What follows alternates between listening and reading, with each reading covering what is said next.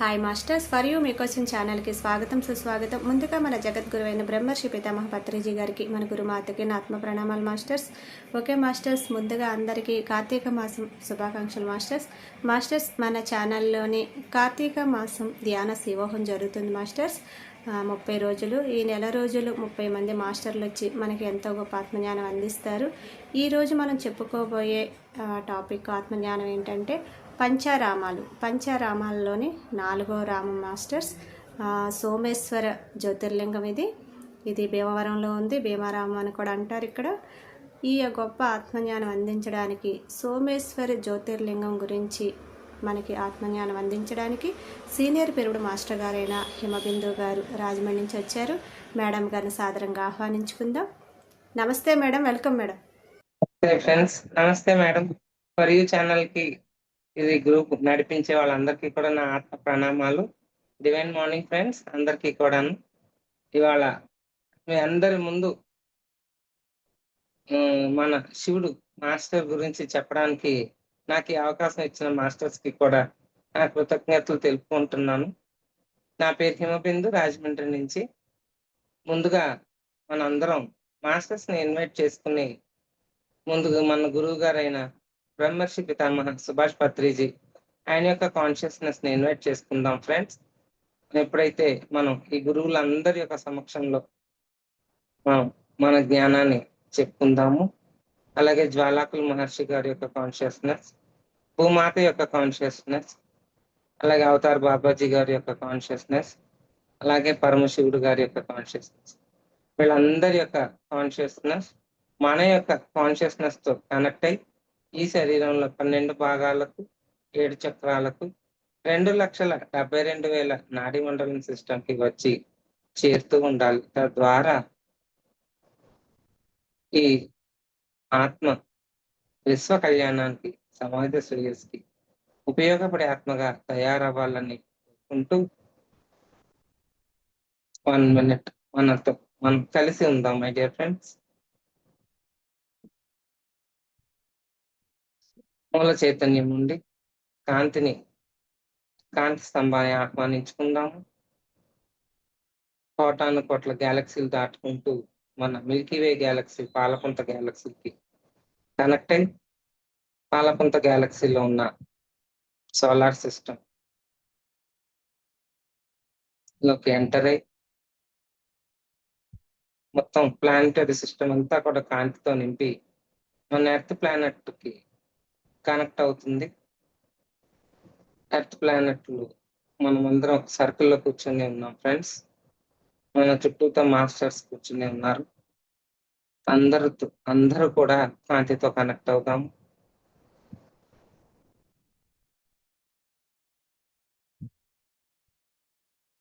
కాంతి అంటే శక్తి, జ్ఞానము, స్థితి, ఈ మూడిటి యొక్క కలయికే కాంతి. కాంతితో అనుసంధానమై అలాగే మనం అందరం మన పూర్ణాత్మతో కనెక్ట్ అవుతాం ఫ్రెండ్స్.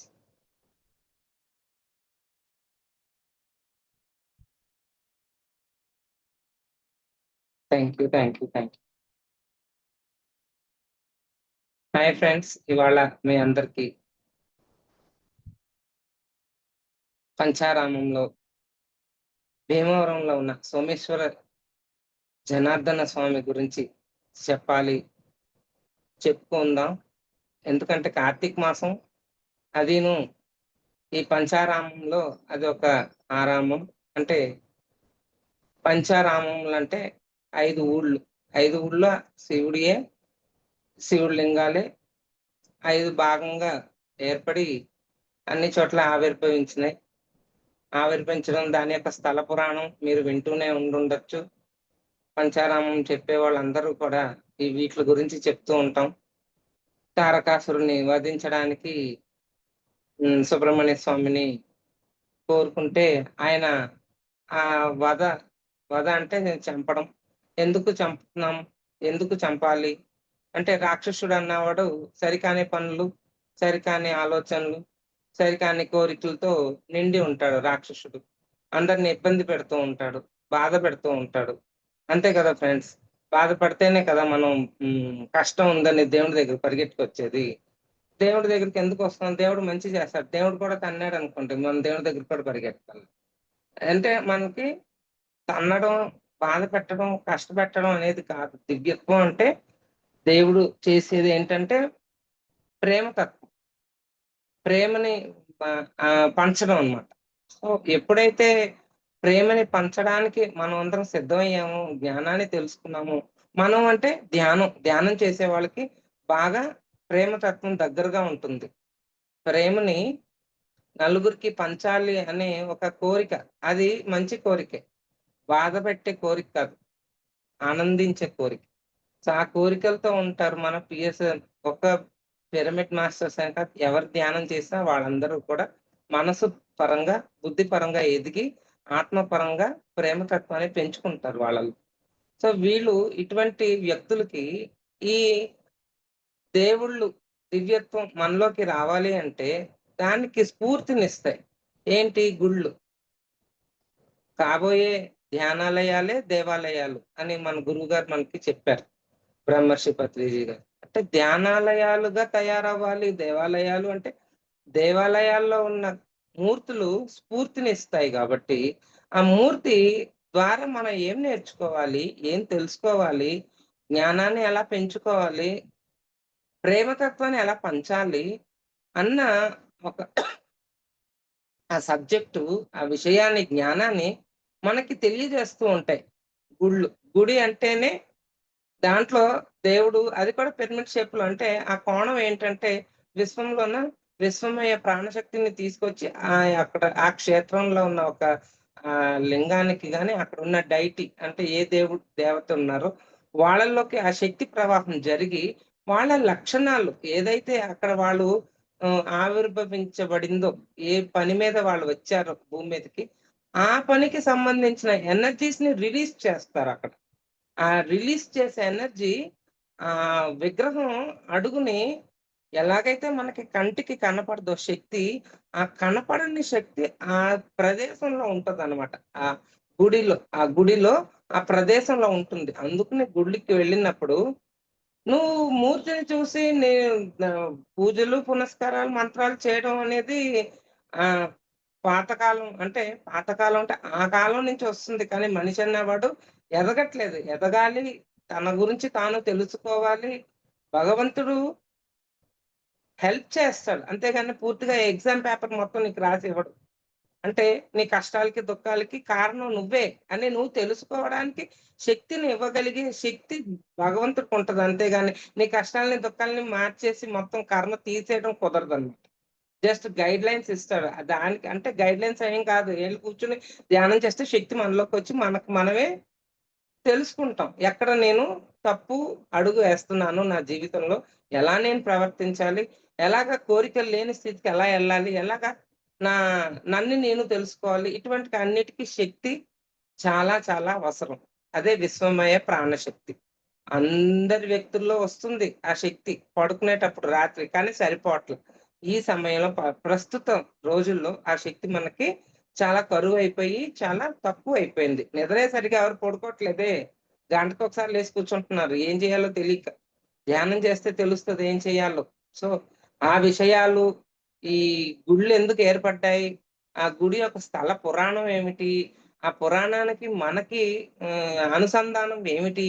దాని ద్వారా మనం ఏమి తెలుసుకోవాలి? ఇవన్నీ మనం ఇవాళ డిస్కస్ చేసుకుందాం ఫ్రెండ్స్. అన్నీ నాకే తెలీదు. నేను కూడా దీని మీద రిసర్చ్ చేసి అసల ఎందుకు జరుగుతున్నాయి? ఎందుకు గుడికి పూజలు ఎందుకు చేయకూడదు? దేవుడి దగ్గరికి ఎందుకు గుడికి వెళ్ళొద్దు? పిఎస్ఎస్ఎం వాళ్ళు చాలా మంది మేము గుళ్ళకెళ్ళం. గుళ్ళకి ఎందుకు వెళ్ళమంటే అక్కడ భగవంతుడు లేడు. ఉన్నా ఎగ్జామ్ హాల్‌లో ఇన్విజిలేటర్ ఎలాగా? మాస్టర్ ఉండడా ఎగ్జామ్ హాల్ అంటే ఉంటాడు. కానీ నీకు అన్నీ నేర్పిస్తాడంటే ఏం నేర్పించడు. కూర్చొని చూస్తా ఉంటాడు సాక్షిగా. నువ్వేం చేస్తున్నావు? పరీక్ష సరిగ్గా రాస్తున్నావా? కాపీ కొట్టకుండా చేస్తున్నావా? ఇయన్నీ నిన్ని గమనించడానికి అక్కడ ఒక వ్యక్తి, ఒక మాస్టర్ ఉంటాడు.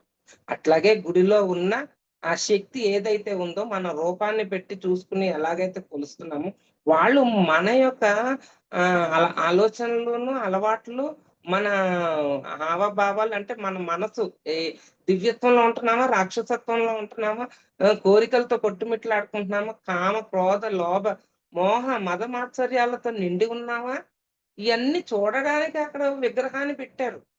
అంతేగాని నువ్వు వెళ్ళిపోయి నీ కోరికల చిట్టా చదివేసేసి నాకు అన్ని చేసి పెట్టే అంటే, ఆ మాస్టర్ ఇన్విజిలేషన్ హాల్‌లో మాస్టర్ నాకు ఈ క్వెషన్ పేపర్‌కి ఆన్సర్ రావట్లేదు నేర్పించండి చెప్పండి ఇప్పుడంటే చెప్తాడా? ఏమీ చెప్పడు. ఇవన్నీ నువ్వు ఆల్రెడీ నేర్చుకున్నావు. నువ్వు ఎగ్జామ్ నీకేదొస్తే అది రాయి అంటాడు. ఏం చెప్పడు. కానీ అన్నీ ఆయనకు తెలుసు. క్వెషన్‌కి ఆన్సర్స్ అన్నీ తెలుసు. ఇక్కడ ఇలాగే భగవంతుడు గుడిలో ఆ శక్తికి ఏదైతే అదే ఆ విగ్రహానికి ఏదైతే శక్తి ఉందో, ఆ శక్తికి అన్నీ తెలుసు మన గురించి. కానీ చెప్పడు. చెప్పాల్సిన అవసరం లేదు. భూమి మీద ఇప్పుడు ఎగ్జామ్ రాయడానికొచ్చాం. ఇది పెద్ద ఎగ్జామ్ హాల్. ఓ పెద్ద స్కూల్ ఎర్త్ ప్లానెట్. దాంట్లో మనం ఎగ్జామ్స్ రాస్తున్నాం. ఆళ్ళు గైడెన్స్ ఇస్తారు మనకి. శక్తినిస్తారు. ఇప్పుడు మనం తెలుసుకోవాల్సిందేమిటంటే, భీమవరంలో ఉన్న భీమేశ్వరుడు అంటే శివుడు అక్కడ ఎలా ఏర్పడ్డాడు? ఎలా దాని యొక్క స్థల పురాణం ఉంది. ఇవన్నీ మనం మాట్లాడుకుంటాం. Olden days, ancient days. Ah, న మా మన హిందూ తత్వంలో శివుడు అనేవాడు చాలా పురాతనమైన అంటే ఆదియోగి అనమాట మనకి. ఆ భగవంతుడి గురించి తెలుసుకోవాలి. దానికోసం గుళ్ళేర్పడ్డాయి అనేది కాదక్కడ. ఆ గుడి ద్వారా మనం నేర్చుకోవాల్సిన సత్య మార్గం వైపుకి మనం నడవాలి గాబట్టి, సత్యాన్ని తెలుసుకోవడానికి, సత్యాన్ని తెలియజేయడానికి ఈ గుడులన్నీ ఏర్పడ్డాయి మై డియర్ ఫ్రెండ్స్.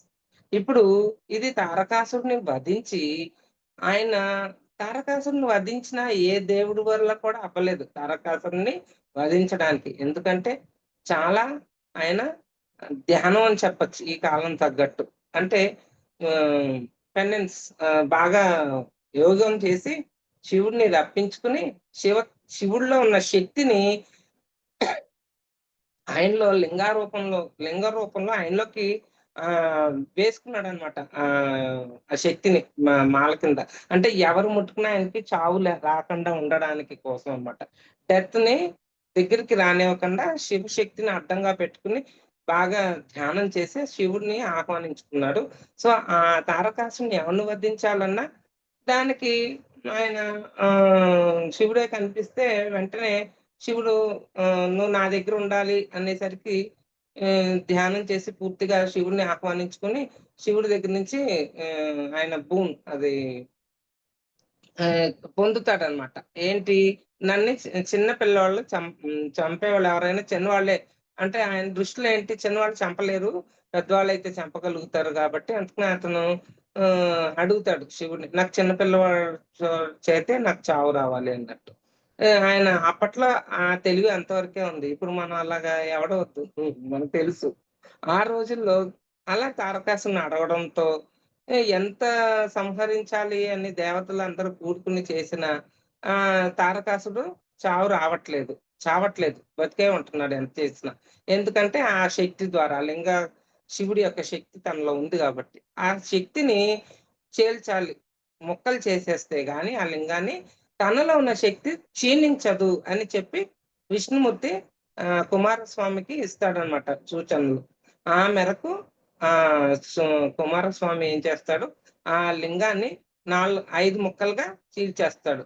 ఆ 5 ముక్కలై పంచారామంగా ఏర్పడ్డాయి ఇక్కడే ఆంధ్రప్రదేశ్‌లో. ఈ 5 మీకు తెలిసిందే అమరారామం ఏమో అమరావతిలో, ఇక్కడ సో కా కాకినాడ సామలకోట దగ్గరేమో ఒక భీమారామం. దీ తర్వాత 5 చోట్ల పాలకొల్లు, క్షీరారామం. అలాగే హ్మ్. అదే ద్రాక్షారామంలో ఏమో దక్షయజ్ఞం దగ్గర ద్రాక్షారామం. ఇదే భీమవరం. మొత్తం 5 భీమారామం. 5 చోట్ల అదే ఆ లింగంలో దేనికైతే శక్తి ఉందో అది 5 ముక్కలుగా చీల్చబడి 5 చోట్ల స్థాపించబడ్డాయి. అది పడిపోతూ ఉంటే మళ్ళా వచ్చి అతుక్కుపోయి మళ్ళా శివుడయిపోతుంది. ఆ శక్తి తారకాసురుడికొచ్చేస్తుంది. అలా కాకుండా విష్ణుమూర్తి, సుబ్రహ్మణ్య స్వామికి అలా కాదు చీల్చిన ముక్కల్ని స్థాపించేయాలక్కడ. ఎవరెవరు స్థాపించారో దానికి కర్మ కనెక్షన్ అయి కనెక్ట్ చేసి మాస్టర్స్ ఎవరెవరైతే ఉన్నారో ఇక్కడ భీమవరంలో సోమేశ్వరుడు అంటే చంద్రుడు. చంద్రుడు స్థాపించాడనమాట. ఎక్కడ? భీమవరంలో. అందుకనే సోమేశ్వర జనార్దన స్వామిగా పేరొందింది ఆ లింగం. ఎందుకు సోమేశ్వరుడు చంద్రుడు ప్రతిష్ఠించాడు అంటే, చంద్రుడు ఒక తప్పు చేస్తాడు. అది శివుడు తనకి అక్కడ పనిష్మెంట్ అన్నమాట చంద్రుడికి. ఏంటి ఆ లింగం స్థాపించేటప్పుడు తను చేసిన పనిష్మెంట్ కి ప్రక్రియ, నేను ఇంకా చెయ్యను అని. తను అందం మీద వ్యామోహం ఎవరికి? చంద్రుడికి. అక్కడ ఒక సంఘటన జరుగుద్ది చంద్రుడు చేయడం వలన. ఆహ్, తనని ఒక లేడీని చేయడం వలన దానికి పనిష్మెంట్‌గా ఇక్కడ చంద్రుడికి పనిష్మెంట్ పడతది శివుడి దగ్గర నుంచి. ఆ పనిష్మెంట్ నుంచి బయటికి రావడానికి చంద్రుడిని, శివలింగాన్ని చంద్రుడి ద్వారా ప్రతిష్ఠింప చేయించబడిందనమాట. అప్పుడున్న సిట్యుయేషన్స్ అలా కనెక్ట్ అయినాయి. అప్పుడు చంద్రుడు అక్కడ ఆహ్ శివలింగాన్ని ప్రతిష్ఠించారు. సోమారామ అని. సోమ అంటే చంద్ర కిరణాల్ని సోముడు అంటారనమాట.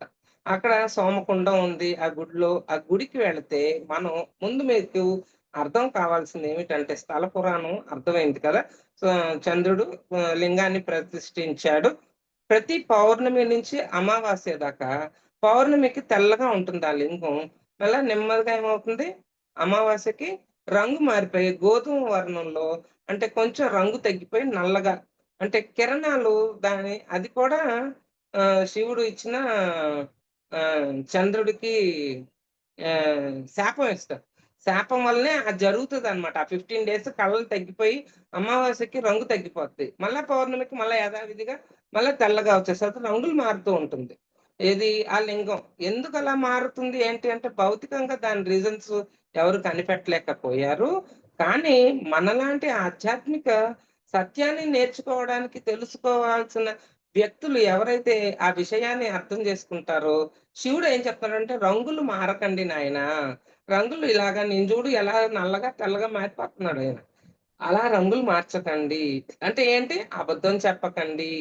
అబద్ధాలలో జీవించకండి. మీ రంగుల్ని మీరు మార్చుకోకండి. నీ సహజత్వం నీ లోపల ఏదైతే ఉందో దానితో జీవించండి. అక్కడ కూడా చంద్రుడు కూడా ఆడదాని మీద కన్నుంటది. అది ఏంటి? నువ్వు కోరికలతో ఉన్నాడు. అందం మీద కోరిక చంద్రుడికి. ఆ అందం మీద కోరిక అనేది ఉండకూడదు మై డియర్ ఫ్రెండ్స్. ఇప్పుడు గుడి ఏంటి చూపిస్తుందంటే, మనం ఎలా ఉండకూడదో అని నేర్పిస్తాయి. అందులో ఏమేమి ఉన్నాయో తెలుసుకోవాలి మనం. గుడిని చూసామంటే అక్కడ స్థల పురాణం ద్వారా అర్థం చేసుకునే విధానం మారుతుంది. ధ్యానం చేస్తే అర్థం చేసుకునే శక్తి మీకు కలుగుతది. అక్కడ చంద్రుడు ఏంటి? చంద్రమ అనేదే అందానికి ప్రతీక అన్నమాట ఆయన. అందంగా ఉన్న ఆడవాళ్ళని వదిలేవాడు కాదు చంద్రుడు. అప్పట్లోనే ఉంది అవన్నీ. అబద్ధాలు చెప్పడాలు ఇలాంటి, అంటే ఏదైతే హర్షడ్వర్గాలు ఉన్నాయో, కామ, క్రోధ, లోభ ఎప్పటినుంచో నడుస్తుంది. భూమి మూడో పరిధిలో ఎప్పటినుంచో ఉంది. ఇప్పుడిప్పుడు ఫిఫ్త్ డైమెన్షన్‌కి వెళ్ళిపోయింది గాబట్టి ఎర్త్ 2012 నుంచి మనం ఇవాళ ఈ సత్యాన్ని చెప్పుకుంటున్నాం. అటు ఇటుగాను 2 కింద జరుగుతుంది. ద్వంద్వాన్ని వదిలేసేయండి. ఏకత్వంలోకి రండి అని ఎందుకు ఇంత జ్ఞానం చెప్పుకుంటున్నాము అంటే, ఒకానొకడు థర్డ్ డైమెన్షన్‌లో ఉన్నప్పుడు ఎర్త్ ప్లానెట్, అప్పుడు చంద్రుడు కూడా వ్యామోహంతోనే ఉన్నాడు. కోరికలతోనే ఉన్నాడు. ఎప్పుడైతే ఆడదాన్ని పట్టాడో, అంటే ఎలా ఉండకూడదు మనం? అటువంటి కోరికల మీదకి వెళ్ళటం మానేసి, అందం మీద వ్యామోహాన్ని తగ్గించుకుని, నేను అందంగా ఉన్నాను, నేను అందంగా ఉండాలి. చూడండి 100కి 90 లేకపోతే 75 పెట్టుకోండి. ఆ మగవాళ్ళ ఆలోచన ఇలాగే ఉంటుంది. అందం వైపుకే పడిపోతారనమాట. అది ముందు నుంచే ఉంది. కానీ ఇప్పుడు ఫిఫ్త్ డైమెన్షన్ అలా ఉండదు మై డియర్ ఫ్రెండ్స్. అందుకనే ఇవాళ జ్ఞానం చెప్పాల్సిన సమయం వచ్చింది. అందరికీ తెలియజేయాల్సిన సమయం వచ్చింది గాబట్టి చెప్పించబడుతున్నాయి ఇవన్నీ కూడా, మీరు అర్థం జేసుకోవాలి. సో, మనం ఆ గుడిలో వెళ్లి ధ్యానం చేసి, అక్కడ ఎలాగ ఈ శక్తులన్నీ ఏర్పడ్డాయి, ఆ మూర్తి మన స్ఫూర్తినిస్తది. చంద్రుడు ఏం చెప్తున్నాడు? వ్యామోహంలోకి వెళ్ళొద్దు. వెళితే అలాగే శివుడి దగ్గర నుంచి మనకి ఏమొచ్చింది? చంద్రుడికి పనిష్మెంట్ వచ్చింది. దానివల్లనే చంద్రుడికి కళలు తగ్గిపోతాయి. కళలు అంటే శక్తి. ఆహ్, హ్మ్. అమావాస్య నుంచి అదే ఐ మీన్ పౌర్ణమి నుంచి అమావాస్యకి శక్తి తగ్గుతూ వస్తది అమావాస్యకి. అమావాస్య నుంచి మళ్ళా అలా తగ్గి తగ్గి మెల్లగా పెరిగి పెరిగి మళ్ళా పౌర్ణమికే కనెక్ట్ అవుతాడు. ఎప్పుడు శక్తివంతులుగా ఉండాలి. కొంచెం తగ్గిపోయి కొంచెం పెరిగిపోయి అలా ఉండకూడదెప్పుడు. అది శివుడి ద్వారా వచ్చిన ఒక పనిష్మెంట్ అన్నమాట చంద్రుడికి. సో, మనం అలా ఉండొద్దు. మనం ఉండవలసింది పూర్తి సత్యంతో, పూర్తి జ్ఞానంతో, పూర్తి కాంతితో, యూనివర్స్ కి, సమాజానికి, ప్రతి వ్యక్తికి ఒక ఎగ్జాంపుల్ గా ఉండాలి. ధ్యానం చేసిన మన గురువు గారు మనకేం నేర్పించారో మనం అందరం కూడా ఇతరులకి ఈ విశ్వం అంటే అందరిలో ఉన్న ప్రేమతత్వాన్ని, అందరిలో ఉన్న సత్యాన్ని, అదే నిజం అన్నమాట. అదే కరెక్ట్. అదే అంటే ద్వంద్వత్వం లేదు ఇక్కడ. అందుకనే నేను రాంగ్, కరెక్ట్ అని చెప్పట్లే ఇక్కడ. ఎటువంటి వర్డ్‌ని యూజ్ చేస్తున్నాను అంటే సత్యాన్ని అంటున్నా. మళ్ళా ధర్మం కాదు. మళ్ళా న్యాయం కాదు. మళ్ళా ఇయన్నీ ఏం చేస్తాయంటే ద్వంద్వత్వాన్ని సృష్టిస్తాయి. ధర్మం అనే మాట, న్యాయం అనే మాట ఇవన్నీ మళ్ళా ద్వంద్వత్వంలోకి తీసుకువెళ్తది. అదే ఏకత్వం ఏంటి? సత్యము. సత్యానికి ద్వంద్వత్వం లేదు ఎక్కడ. అబద్ధం సత్యానికి అబద్ధం కాదు ఆపోజిట్. సత్యం ఎప్పుడు సత్యమే. అబద్ధం దేనికంటే నిజం. నిజం అనే మాటకి అబద్ధం ఆపోజిట్ ఉంది గానీ, ద్వంద్వత్వం ఉంది గానీ, సత్యం అనే వర్డ్‌కి అక్కడ ద్వంద్వత్వం లేదు. సో, సత్యాన్ని నువ్వు అర్థం చేసుకొని, నీ యొక్క ప్రయాణాన్ని తీసుకువెళ్ళేటప్పుడు, ఇలా గుడికి వెళ్ళినప్పుడు, గుడి యొక్క మూర్తిని చూసి స్ఫూర్తిని తెచ్చుకొని, అక్కడ ఏం జరిగింది? అది అలా జరగకుండా ఈ సమయంలో నన్ను నేను ఎలా మార్చుకోవాలి? నా నన్ను నేను వ్యామోహంలో నుంచి ఎలా బయటకి తెచ్చుకోవాలి? నన్ను నేను చూడండి శివుడికి భార్య ఎవరు? ప్రకృతి. ఎప్పుడు అభిషేకం చేస్తారు. పార్వతి అంటే ఎవరు? నీరు. ఆ నీరు ఎప్పుడు ఆయన మీద పడుతూనే ఉంటది. అంటే భార్యాభర్తల యొక్క బంధం గట్టిగానే ఉండాలి. అలా విడిపోవడం కాదు. గట్టిగానే ఉండాలి. కానీ శివుడు చెప్పిన మాట ఏది వినదు భార్య. నువ్వు వెళ్ళొద్దు అంటే వెళ్తుంది. చెయ్యొద్దు అంటే చేస్తుంది. శక్తికి తనకి చాలా కాన్ఫిడెన్స్ ఎక్కువ. కానీ శివుడు, శక్తి 2 కలిసినప్పుడు అక్కడ నీకు అన్ని ప్రకృతికి అనుగుణంగా జరుగుతాయన్నమాట. ఎప్పుడైతే వీళ్ళ మాట వినకపోయినా, వీళ్ళ మాట వినకపోయినా అంటే ఏంటి? ఒక ఫెమినైన్ ఎనర్జీ, ఒక మాస్కులైన్ ఎనర్జీ. ఈ 2 కూడా ఈ ఎనర్జీస్ 2 బ్యాలెన్స్ చెయ్యలేదనుకోండి. అప్పుడు అక్కడ జరిగేది విపత్తే. చూడండి శక్తి శివుడి మాట వినకుండా ద్రాక్షారామం దక్షుడి యజ్ఞంలోకి వెళ్తది. నా పుట్టిల్లు, నా ఇష్టం నేనెళ్తాను అని ఎళ్తది. వెళ్ళినప్పుడు దానికి అపోజిట్ జరుగుతది. అప్పుడు బ్యాలెన్స్ తప్పిపోతుంది. ఫెమినైన్ ఎనర్జీస్, ఆహ్, ఫీమేల్ ఎనర్జీస్, మెయిల్ ఎనర్జీస్. అంటే ఫెమినైన్, మాస్కులైన్ అంటాం ఇక్కడ. ఈ శివశక్తులు 2 సమానంగా లేని రోజుని అక్కడ ఇన్‌బాలన్స్ అవుతుంది ఎర్త్. అది మనం అర్థం చేసుకోవాలి అక్కడ. మనం ఏ గుడికి వెళ్ళినా, ఏ గుడి తర్వాత విషయం. ఇప్పుడు ప్రస్తుతం ఈ విషయానికొద్దాము. ఇక్కడ భీమవరంలో ఆయన సోమారామంగా అంటే సోమేశ్వరుడు ప్రతిష్ఠించాడు కాబట్టి సోమారామం అని పిలువబడుతుంది. అక్కడ ఆ గుడిలోకెళ్ళి మీరు కూర్చొని ధ్యానం అక్కడ మీరు విగ్రహాన్ని చూసి, అక్కడ పూజలు, మంత్రాలు చదివి, నేను ఇది కరెక్ట్ అనుకుని మీరు ఇంకా ఆ ఓల్డ్ ఎనర్జీ మూడో పరిధిలోనే ఉంటాను. ఇదే కరెక్టు అనే మీరు ఆ స్థల పురాణాన్ని విని, దానికి తగ్గట్టే ప్రవర్తిస్తాను. అది బావుంటది. ఇప్పుడు ఎన్నో ఏళ్ల నుంచి ఒక ఇంట్లో ఉంటే అన్నీ బావుంటాయి. కొత్త ఇంటికెళ్తే అక్కడ ఏం జరుగుతుందో దాని జ్ఞానాన్ని నేర్చుకోవాలి కదా! ఇంకా పాతదే నచ్చింది. ఇదే బావుంది. ఇక్కడే ఉంటానంటే అలాగే ఇప్పుడు శివాలయానికి వెళ్ళినప్పుడు ఎక్కడికెళ్ళినా కూర్చొని ధ్యానం చేసి, ఆ శక్తితో మమైకమయ్యి, అక్కడ ఏం చేశాడు శివుడు? అక్కడ ఎందుకు ఇది నిర్మించబడింది? ఏం జరిగింది? స్థల పురాణంలో సోమేశ్వరుడికి అటు పనిష్మెంట్‌గా ఇవ్వబడిన శక్తిని ఆయన అక్కడ శివుడు లింగాన్ని స్థాపించి ఆయన యొక్క పనిష్మెంట్‌ని క్లియర్ చేసుకున్నాడు. అక్కడ శివుడు ఉండి పరిపాలించడం అంటే శక్తిని పూర్తిగా విస్తరింపజేస్తున్నాడు. శక్తిని తీసుకోవడానికి వర్డ్ ఎనర్జీసు ఏ ఏంటి ఇవన్నీ కూడా మీకు ఉత్తర గీతలో భగవంతుడు కృష్ణుడే పూజకోటి సమం స్తోత్రం, స్తోత్రకోటి సమం జపం, జపకోటి సమం ధ్యానం, ధ్యానకోటి సమం లయం. అంటే పూజా విధానం కోటి పూజలు చేస్తే ఒక స్తోత్రానికి సమానం. కో కోటి స్తోత్రాలు ఒక జపానికి సమానం. కోటి జపము ఒక ధ్యానానికి సమానం. కోటి ధ్యానాలు ఒక లయం. లయం అంటే మమైకం అయిపోవడం శివుడిలో. పూజ ఎక్కడ ఫస్ట్ స్టెప్‌లో ఉంది. ధ్యానం లయానికి ముందు స్టెప్‌లోనే ఉంది. సో, ధ్యానం ఎప్పుడైతే చేస్తావో, ఆ యొక్క శక్తితో మమైకం, లయం అవ్వడం అనేది చాలా దగ్గర ఆహ్, స్టెప్స్ అన్నమాట. జస్ట్ 1 స్టెప్ దూరంలో ఉంది.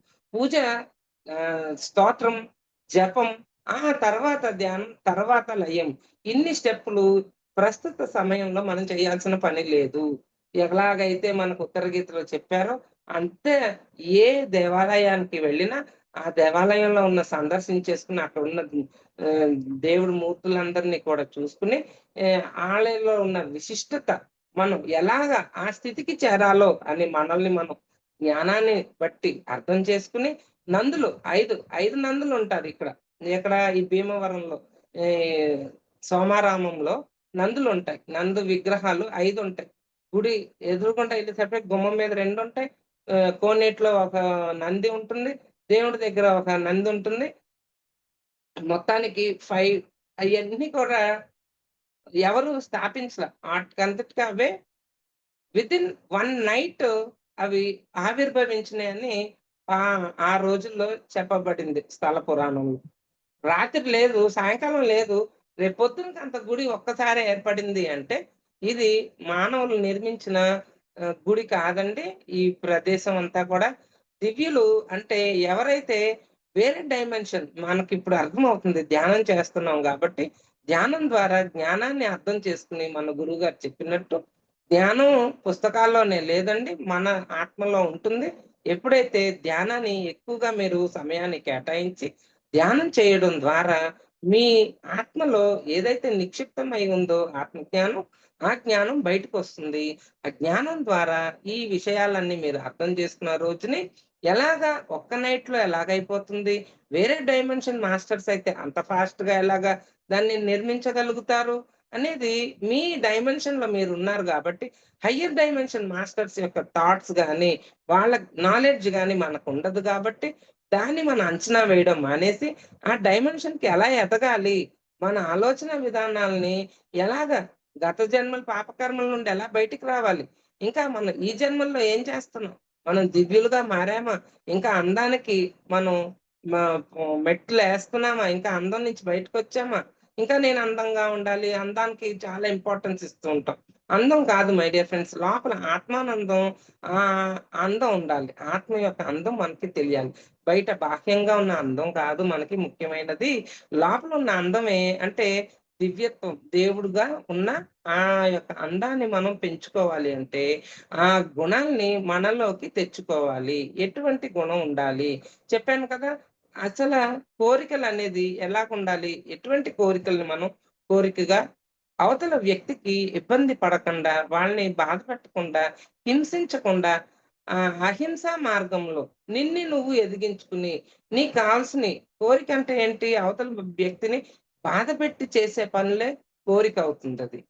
నీ కోరిక కోసం ఎన్నో జంతువుల్ని చంపుతావు. ఎన్నో చేయకూడని పనుల్ని చేసి డబ్బు సంపాదిస్తావు. రకరకాల దారులు ఎంచుకుంటావు. సరికాని దారులు. ప్రకృతికి అనుగుణంగా ఉండవవి. దానికి వ్యతిరేకమైన దారుల్లో వెళ్ళి 100, వేల మంది చేస్తున్నారు. నేను చేస్తే తప్పేంటి? అన్న ఒక నానుడి ఒకటుంది. ఆడు అదే చేస్తున్నాడు, ఈడు అదే చేస్తాడు. నేను చేస్తే పోయింది. ఏమీ లేదు. ఆడు పనిష్మెంటు వాడి ఆత్మ వాడికిస్తుంది. నీ ఆత్మ నీకిస్తుందనమాట. నీ జీవితంలో నువ్వు ఏదైతే నీ నువ్వు నీ గొయ్యి నువ్వే తవ్వుకుంటున్నావు అంటాం గదా! అలాగా నీ జీవితంలో నువ్వు చేసే తప్పులు నిన్నే శిక్షిస్తాయన్నట్టు. నీకే తెలుస్తాయి. ఇది ఎవరో వచ్చి నిన్నెవరు ఏమీ చెయ్యరు మై డియర్ ఫ్రెండ్స్. నీ జ్ఞానాన్ని నువ్వెప్పుడైతే దాన్ని పెంచుకుంటావో, దాని ప్రకారం నీ జీవితం ముందుకి జరుగుతూ ఉంటది.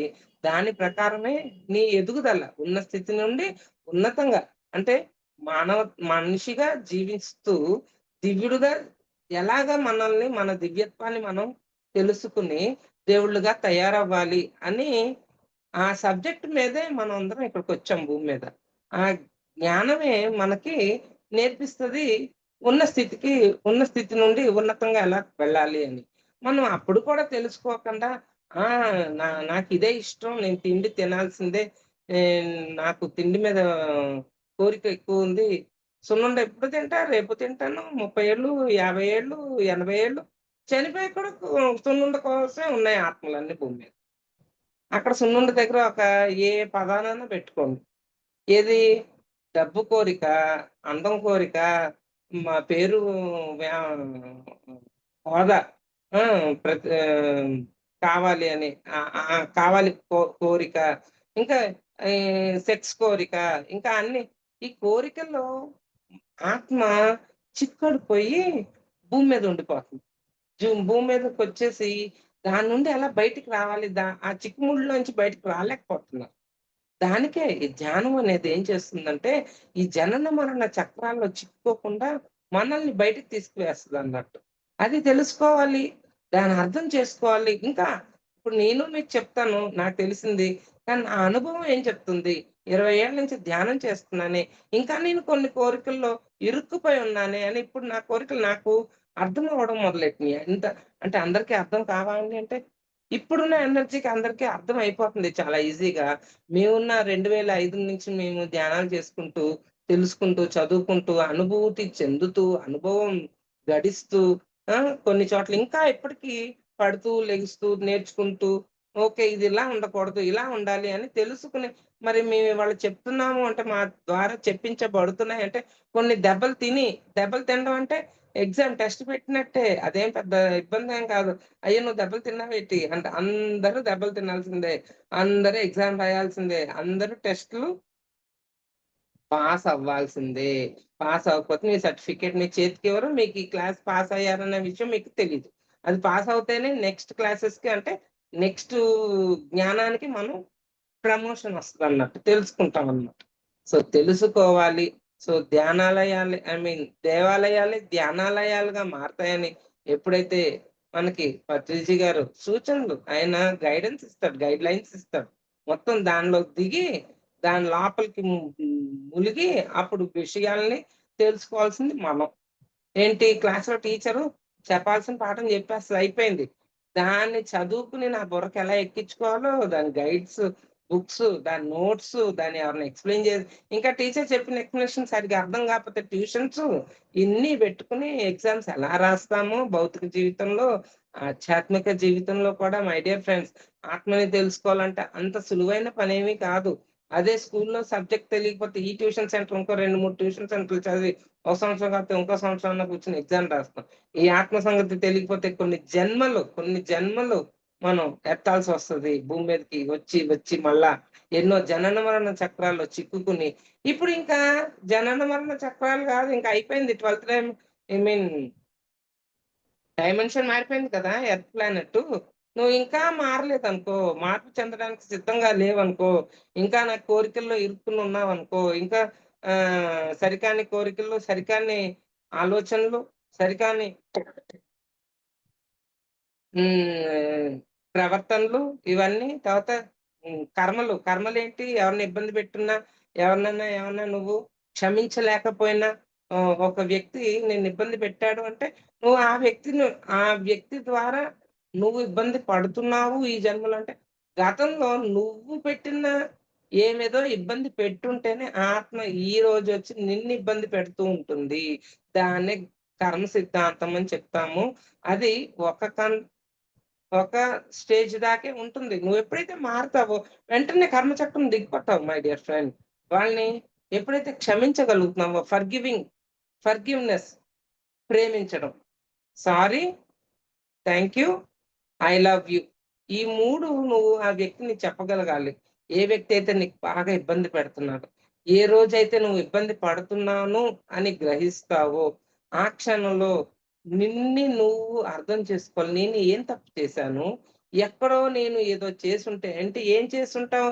ప్రకృతి విరుద్ధంగా ఏదో చేస్తేనే నువ్వు ఇబ్బంది పెడతావు. అనారోగ్యం ఎప్పుడొస్తుంది? ఎప్పుడైతే నీ పంచేంద్రియాలు, జ్ఞానేంద్రియాలు ఏది నువ్వు సరిగ్గా పని చెయ్యలేదు. ఆ రోజునే పని చెయ్యలేదు అంటే సరి అయిన ఆలోచించట్లేదు. సరికాని ఆలోచనలు, సరికాని కోరికల్లో నువ్వు ఇరుక్కుపోయి ఉన్న రోజుని నీలో ఉన్న ఎనర్జీయే నీకు ఎగ్జామ్స్ టెస్ట్ పేపర్ లాగా అనారోగ్యంగా నీకు చూపిస్తది. గత జన్మ కృతం పాపం వ్యాధి రూపేణ పీడ్యతే అని భగవద్గీతలో కృష్ణుడు చెప్పేసాడు. అంటే గత జన్మలో నువ్వు చేసుకున్న పాపపుణ్యాలే నీకు వ్యాధి రూపంగా ఈ జన్మలో నీకు చూపించబడుతుంది. తెలియజేయబడుతుంది. నువ్వు తెలుసుకోవాలి. ఓ పక్కన డాక్టర్ దగ్గరికెళ్ళి మందులేసేసుకుని నువ్వు చేయాల్సింది చేస్తూ ఉంటే, నువ్వు తిట్టాల్సినోడు తిట్టక ఆడికి ఏం చేసినా ఆడు తిడుతూనే ఉంటావు. అంటే నచ్చదు నీకాడు.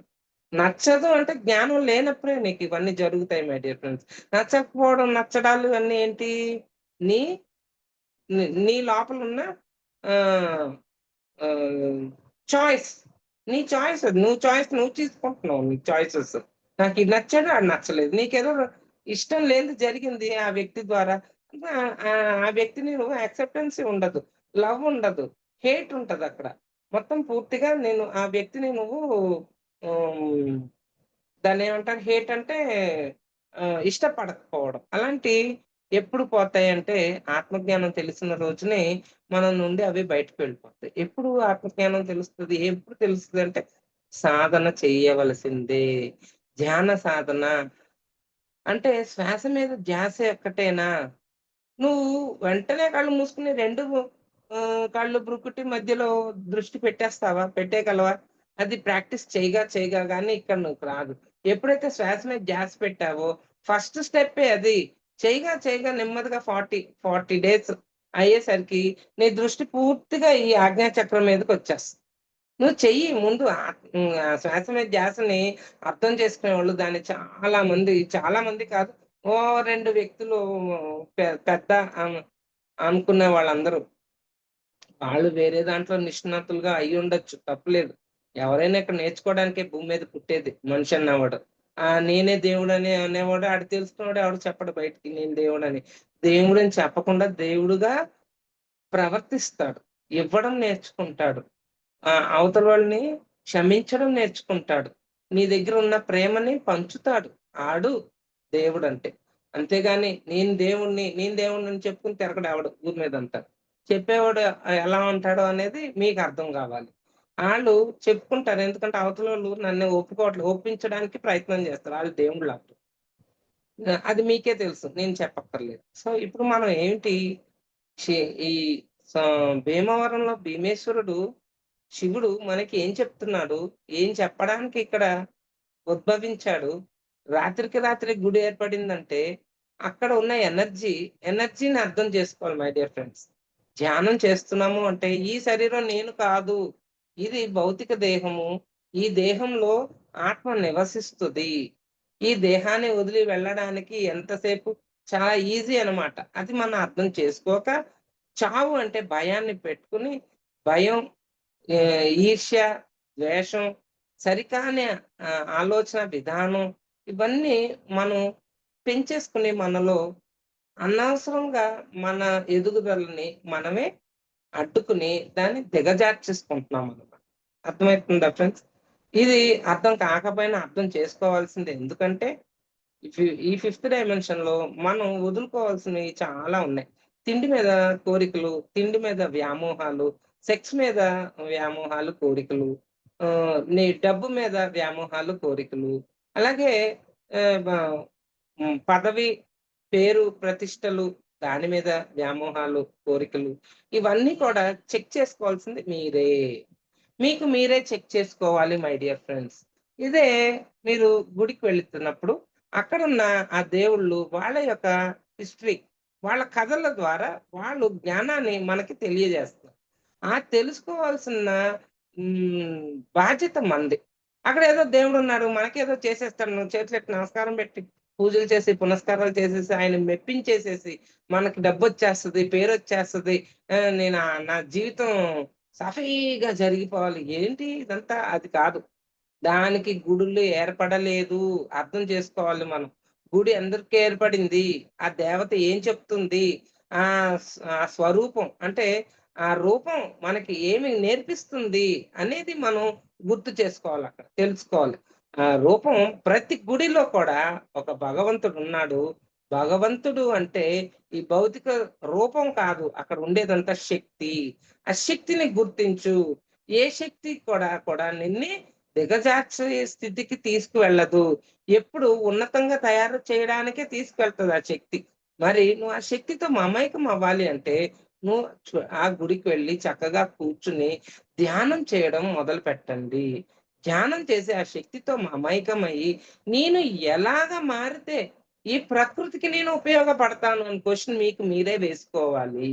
వేసుకున్న రోజుని ఆ మూర్తి ద్వారా ఏ స్ఫూర్తి, ఇప్పుడు నేను చెప్పిన భీమవరంలో శివుడు లింగాన్ని చూసి మీరేం స్ఫూర్తి తెచ్చుకోవాలి? వేసుకోండి. క్వెషన్ మీకు మీరే వేసుకోండి. నేనెలా మార్పు చెందాలి శివా? నేను ఏ విధంగా మార్పు చెందితే నువ్వు ఆనందిస్తావు?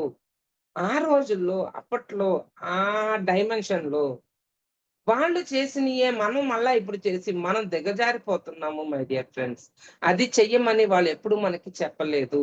వాళ్ళు ఉన్నతంగా తయారు చేసుకోవడానికే మనల్ని వాళ్ళ యొక్క గుణగణాల్ని, వాళ్ళ యొక్క పనుల్ని మనం అర్థం చేసుకొని మనల్ని ఆ విధంగా మారండి అని గుడి కింద ఏర్పడిందే గాని, మనం వెళ్ళిపోయి దండం పెట్టేసుకొని లిస్ట్ చదివేసేసి గుడి గుమ్మం బయట దాటొచ్చేసాక అడుక్కున్నోడిని తిడతావు, ఆటోవాడిని తిడతావు, రిక్షావాడిని తిడతావు, దొరికినోళ్ళందరిని తిడతావు. ఎందుకు గుడి లోపలే నీకు ఓర్పు, సహనమా? గుడి బయటకొచ్చాక లేదా? అవతల వ్యక్తిలో ఉన్న భగవంతుడిని లేవా? శివుడు, ఆది శంకరాచార్యుడు శివుడు విగ్రహంలోనే ఉంటాడు. అక్కడే ఉంటాడని తెలీదా? ఆది శంకరాచార్యులు వెళ్తూ ఉంటే స్నానానికి ఒక అడుక్కునేవాడు ఎదురొస్తాడు. అతను జరుగు జరుగు, తొలగు తొలగు, స్వామీజీ వస్తున్నారు పక్కకు జరగండి అని అంటాడు. ఆయన ఎదురయ్యి నన్ను జరగమంటావా? నాలో ఉన్న గుణాల్ని వాటిల్ని జరిపించమంటావా? అని అనే మాట అనేసరికి ఆయనలో ఉన్న శివుడిని చూస్తాడు ఆది శంకరాచార్యులు. వెంటనే సాష్టాంగ నమస్కారం పడి యాక్సెప్ట్ చేస్తాడు. ఆయనలో ఉన్న శివుడు బయటకొచ్చి అప్పుడు శివరూపం చూపిస్తాడు ఆది శంకరాచార్యులు వారు. అలాగా ప్రతి వ్యక్తిలో ఉన్న ఆ దివ్యత్వాన్ని చూడగలిగే శక్తిని మనం పొందాలి అంటే ధ్యానమే, ధ్యానమే. ఎప్పుడు ఆ శ్వాస మీద ధ్యాస అనేది ఉంచి, ఆ ధ్యాన శక్తిని మనలోకి తీసుకుని, ఆ దివ్యత్వము, అమ్మతత్వము, మనలో ఉన్న ప్రేమతత్వము, ఇంకా ఎన్నో దివ్య గుణాలు ఉన్న ఆ గుణతత్వాలన్నీ మనలోనే దాగి ఉన్నాయి మై డియర్ ఫ్రెండ్స్. సబ్‌కాన్షియస్ మైండ్‌లో ఉంటాయి. నువ్వు ఎప్పుడైతే ధ్యానం చేసి అందులో ఉన్న జ్ఞానాన్ని నువ్వు బయటకు తీసి, ఆ గుడిలో నువ్వు అక్కడ కూర్చొని నీ ఎనర్జీని కూడా అక్కడ స్ప్రెడ్ చేయొచ్చు. తెలుసా? ఇప్పుడు మనం చేయాల్సిన ఫిఫ్త్ డైమెన్షన్‌లో చేయాల్సిన పనులేంటో తెలుసా? నేను చెప్తాను మీరు యాక్సెప్ట్ చేసినా చేయకపోయినా ట్రై చేసి ఇప్పుడు నేను చెప్పింది అబద్ధం, నిజం నేను చెప్పను. మీరు ట్రై చేయండి. కూర్చోండి. ధ్యానం చెయ్యండి. అక్కడున్న ఎనర్జీతో మీ ఎనర్జీని కనెక్ట్ చేయండి. మీలో మార్పు రాలేదా చెప్పండి. నేను వెంటనే గుడికి కూడా వెళ్ళాల్సిన పని లేదు. గుడికి వెళ్ళి మీరు ఆ నమ్మకాలు, మీ నమ్మకాలు, మీ ఆహ్, ఇంకా నమ్మకానికన్నా ఫెయిత్ ఎక్కువుంటది. అంటే నమ్మకం హ్మ్. ఇంకా ఇంకొక మెట్టుంది. నమ్మకం, విశ్వాసం. ఎప్పుడైతే మీరంత విశ్వసిస్తున్నారో, ఆ విశ్వాసం మీ మీద ఉంటే బావుంటదింక. మీలో ఆ విశ్వాసం, నమ్మకం ఇప్పుడక్కడ కూర్చొని ధ్యానం చెయ్యి. ఆ శక్తి ఎలా ఉంది? ఆ శక్తి ద్వారా నేనేం చేయగలను? ఆ గుడిలో వచ్చిన వాళ్ళందరికీ కూడా ధ్యానం చెప్పగలను. వాళ్ళందరూ ఇంకా ఆధారపడిపోయి ఉన్నారు శివుడి మీద. శివుడు చెప్పి వీళ్ళకి ఇంకా అలా విగ్రహంగా తయారైపోయాడు. మన గురువుగారు ఎలా చెప్పాడంటే, మూర్తి స్ఫూర్తినిస్తుంది. ఆ స్ఫూర్తి ద్వారా జ్ఞానాన్ని పెంచుకోవచ్చు అన్న ఒక చిన్న మాట మనం ఆ గుడిలో ఇప్పటికీ భీమవరంలో చక్కగా ఎనర్జీస్ అద్భుతం మై డియర్ ఫ్రెండ్స్. మీరక్కడ కూర్చొని ధ్యానం చేస్తే తెలుస్తది. ఆ లింగం కింద మీకు ఇంకా చాలా ఉన్నాయి దీంట్లో. రిసర్చ్ చేసే కొద్దీ మనకి విషయాలు అర్థమవుతాయి. ఇప్పుడు మన ఇల్లుంది. మన ఉన్న ఇల్లు. మనం ఉన్న ఇంట్లోనే విలువైన వస్తువులు అందరికీ తెలిసేటట్టు పెడతామా? పెట్టం గదా! మనం మనకి తెలిసేటట్టు బంగారము, లేపోతే ఆభరణాలు ఇదే డబ్బు, ఎన్ బీరువాలు అంటే బీరువా ఒక సేఫ్ అని మన ఫీలింగ్. ఆ బీరువాలో లాకర్‌లో దాస్తాం. అంటే ఏంటి? అందరికి కనిపించకుండా ఆ విలువైన వస్తువు మనకే తెలుసు కాబట్టి దాన్ని దాస్తాం. అవునా? అందరూ వచ్చే హాల్‌లో టీపాయ్ మీదో అలా పడేయం ఆ డబ్బుని, ఆ బంగారాన్ని. దాని విలువ తెలుసు కాబట్టి విలువైన వస్తువుని బీరువాలో ఎలాగైతే దాస్తామో, గుడి అనేది శక్తిని దాసే ప్లేస్. ఆ యొక్క దివ్యమైన శక్తులు ఆ గుళ్ళల్లో ఉంటాయి. మీరు మూర్తి కోసం లేపోతే ఏదో దాన్నేమంటారు పుణ్యం కోసం పుణ్యం అంటే నథింగ్ బట్ బంగారం తాళం, బంగారం కడియం. 2 చేతులు కట్టేసేసి బంగారం ఏస్తే ఏంటి, ఇనప కడియాలేస్తే ఏంటి, ఏదైనా లాకే తాళమే ఎటు ఎళ్ళకుండా. సో 2 పాపపుణ్యాల నుంచి మనం బయటికి రావాలి అంటే, జ్ఞానం తెలియాలి అంటే ధ్యానం చేయాల్సిందే. అక్కడ పాప పుణ్యం అని రెండు ద్వంద్వత్వం లేదు, ఏకత్వమే ఉంది. అది సత్యం తెలుసుకోవడమే. నువ్వు ఆత్మస్వరూపానివి, ఈ శరీరంతో అసెండ్ అవ్వచ్చు. ఇది ఇప్పుడు ఫిఫ్త్ డైమెన్షన్ లో జరిగే జ్ఞానము. థర్డ్ డైమెన్షన్ ఆల్రెడీ వెళ్ళిపోయింది, దాని నుండి బయటికి రండి. ఈ విషయాలు అన్ని కూడా గుళ్ళల్లో తెలుస్తాయి అని గుడులు కట్టబడ్డాయి. ఆ శక్తులు ఏదైతే ఉపయోగపడే ఈ బంగారం, ఈ డబ్బుని ఎలాగైతే మనకి కావాల్సిన సొమ్ములు అవి బాగా దాని విలువలు ఎక్కువ. ఆ విలువైన వస్తువుల్ని మనం ఎలాగైతే బీరువాలో దాస్తామో, ఈ ప్రపంచంలో భూమిలో శక్తిని విలువైన ప్రదేశాల్లో దాచారు మాస్టర్స్. అర్థమవుతుందా ఫ్రెండ్స్? ఎందుకంటే ఇప్పుడు అందరి చేతికి వెళ్ళిపోయింది అనుకో, శక్తిని రకరకాలుగా వాడేస్తారు. దాన్ని నెగిటివ్ గా వాడేవాళ్ళు ఉంటారు, దాన్ని సరికాని విధంగా వాడేవాళ్ళు ఉంటారు. అలా వాడితే దాని ఏమవుతుంది, సత్యం బయటికి రాదప్పుడు. సత్యాన్ని చాలా ఎంత జాగ్రత్తగా ఆ శక్తుల్ని దాచారు అంటే, ఆ గుడిని ప్రతిష్ఠించి ఎవరు గురువులు, ఎవరు ఆది శంకరాచార్యులు గాని, మన ఇండియాకి ఇది తలమానికం. అంటే ఏంటి, హెడ్ క్వార్టర్స్ అన్నమాట. దేనికి, స్పిరిచువాలిటీలో, వరల్డ్ లో, మన ఎర్త్ ప్లానెట్ లో ఇండియా అనేది ఒక హెడ్ క్వార్టర్స్. దేనికి, స్పిరిచువాలిటీకి. అప్పుడు మన గురువులు, ఆ ఉన్నతమైన మాస్టర్స్, ఆది శంకరాచార్యులు ఏంటి, ఆ బాబాజీ గారు ఏంటి, ఈ ఇంకా అవతార్ బాబాజీ గారి యొక్క గురువులు కూడా, వీళ్ళ గురువులు వీళ్ళ గురువులు ఇంకా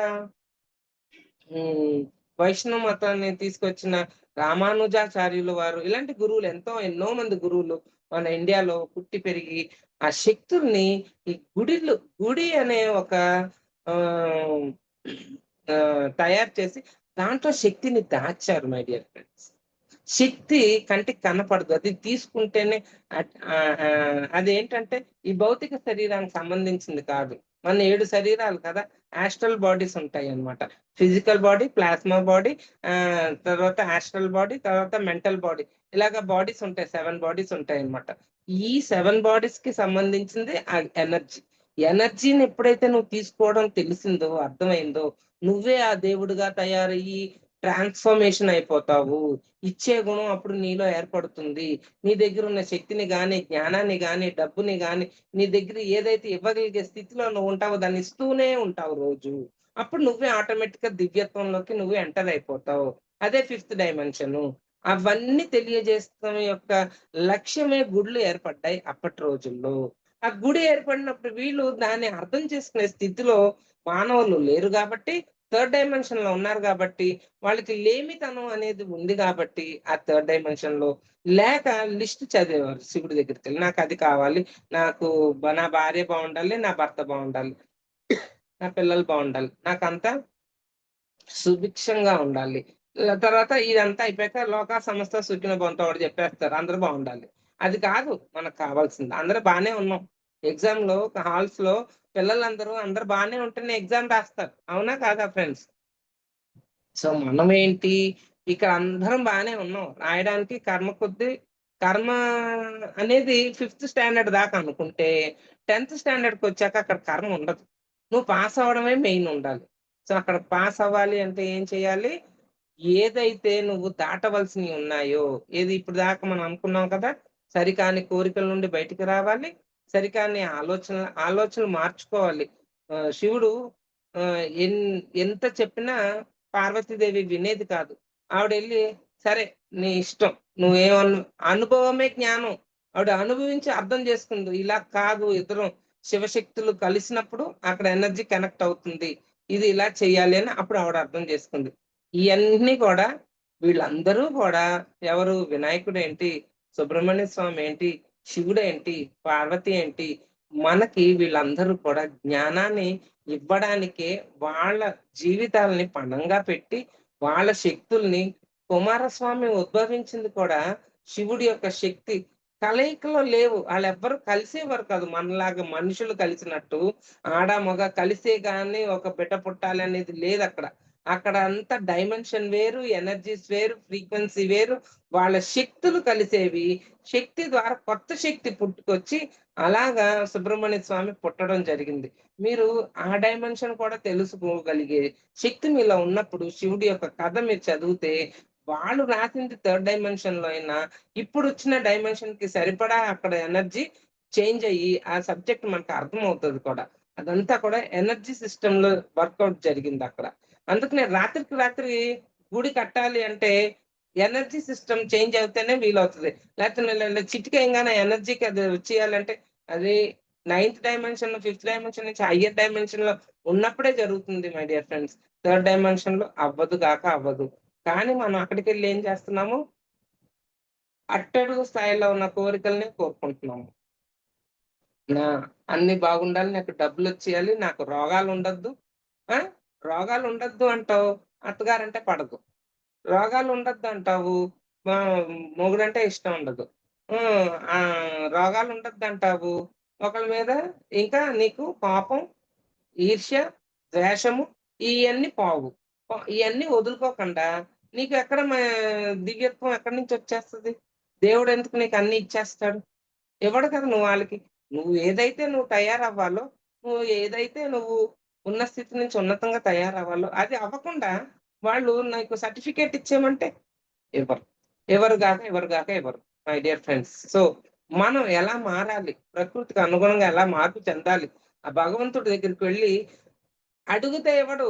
భగవంతుడుగా నువ్వు ఎలా తయారవ్వాలో చెప్తున్నాడక్కడ. పురాణాల్లో జరిగేది అంతా అదే. నువ్వు ఎలా మార్పు చెందాలి?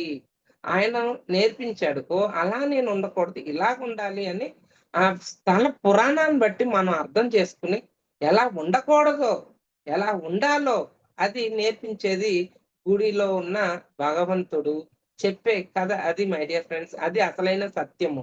అంతేగాని అక్కడికెళ్ళిపోయి, నిలబడిపోయి న లిస్ట్ చదవడం మటుకు కానే కాదు. ఎన్ని సార్లు చెప్పిన సత్యం అదే.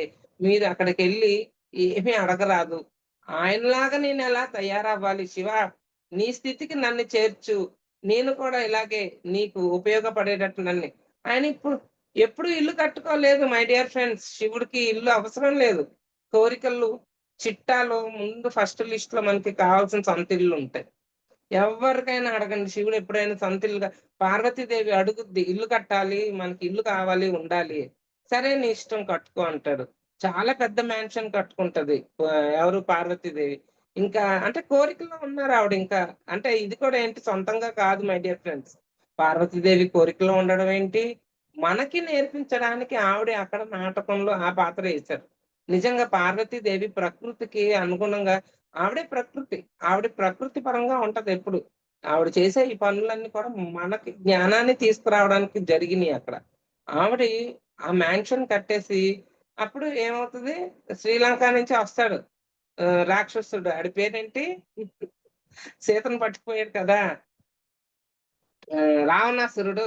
ఆయన అడుగుతాడు వచ్చి, "ఆ భవనం ఎంతో అందంగా ఉంది. నేను నిజంగా మీ భక్తుడినైతే నాకా భవనాన్ని నాకివ్వండి" అని అమ్మని అడుగుతాడు పార్వతీదేవిని. అప్పుడు పార్వతీదేవి చాలా సంశయిస్తది. ఎందుకంటే ఎంతో ఇష్టంగా కట్టుకుంది. కోరికతో ఆ బిల్డింగ్‌ని కట్టుకుని శివుడిని అడుగుద్ది. "ఏ ఏం చెయ్యాలి?" రావణాసురుడు "నువ్వు నిజమైన తల్లివైతే, నిజంగా తల్లి తత్వం, ఆ ప్రేమ తత్వం నీలో ఉంటే నీ బిడ్డకి ఇచ్చేయి ఆ ఇల్లు.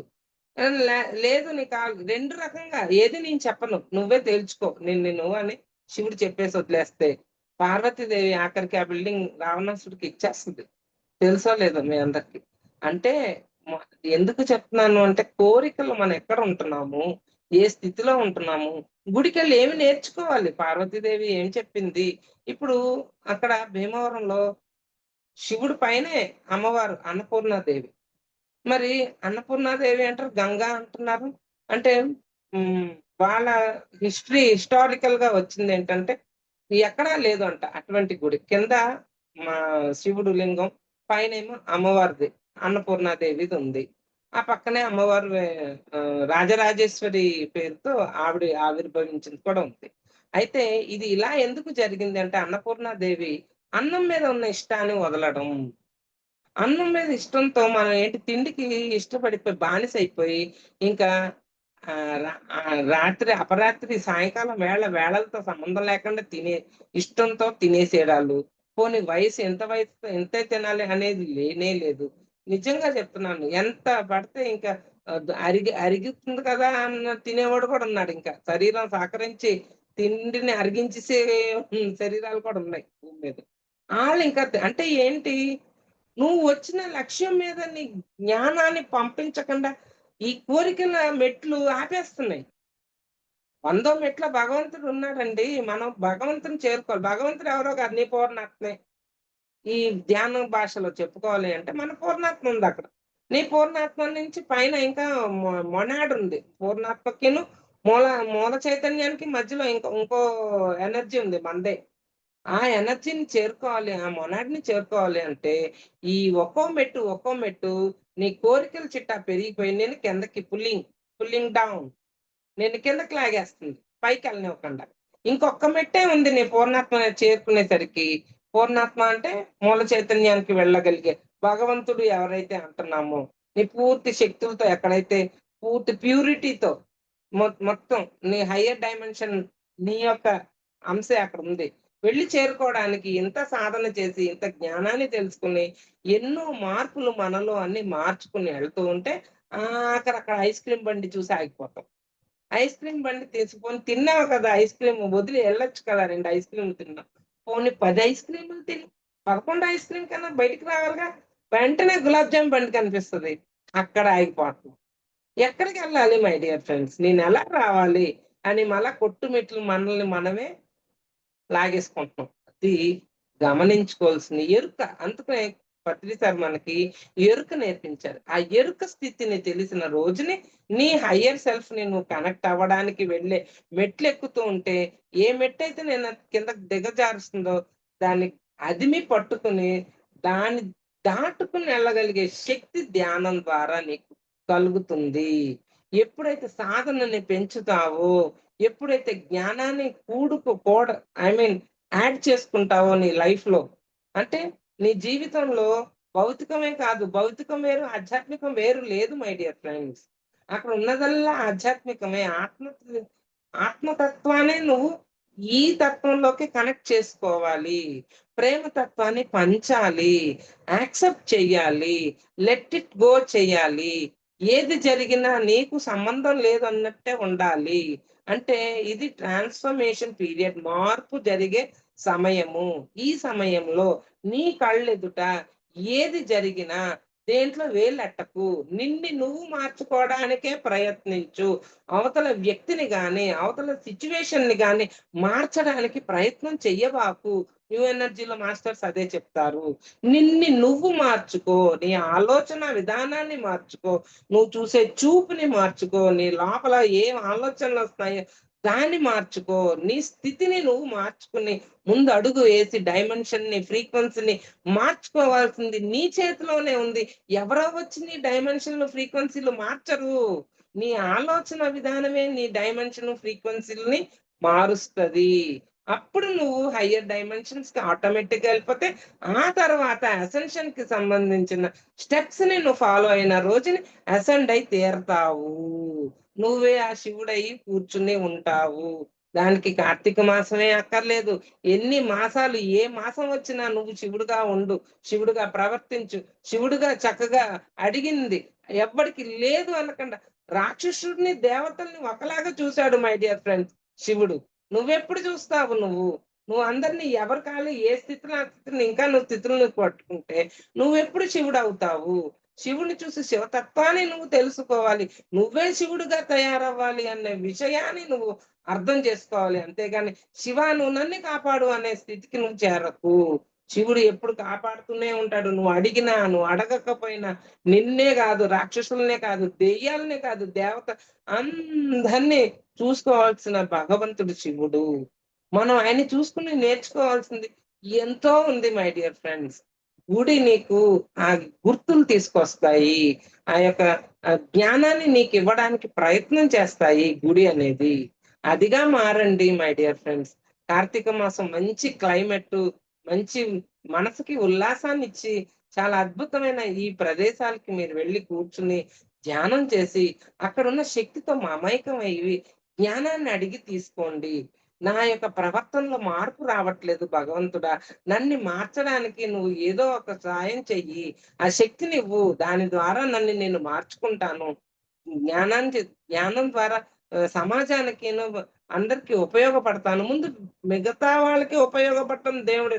నీకు నువ్వు ఉపయోగపడు. నీకు అనారోగ్యాలు లేకుండా, నీకు మానసికమైన ఒత్తిడులు లేకుండా, నిన్ను నువ్వు సరిచేసుకో. చాలు కదా! నువ్వు బాగున్నావనుకో ఆటోమేటిక్‌గా నీ చుట్టూ వాతావరణం ఆటోమేటిక్‌గా బావుంటది. చాలా అద్భుతమైన ధ్యానం మై డియర్ ఫ్రెండ్స్. గుడి ద్వారా మనకి చాలా అద్భుతమైన మెసేజెస్ మన దాకా భగవంతుడు అందిస్తున్నాడు.